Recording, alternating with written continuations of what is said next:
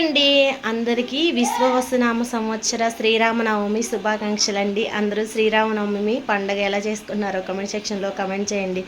నేనైతే ఇదిగోండి వంటలు అయితే స్టార్ట్ చేశాను. ఇంకా పూజ అయితే చేసుకోవాలండి. పిల్లల్ని రెడీ చేస్తున్నాను.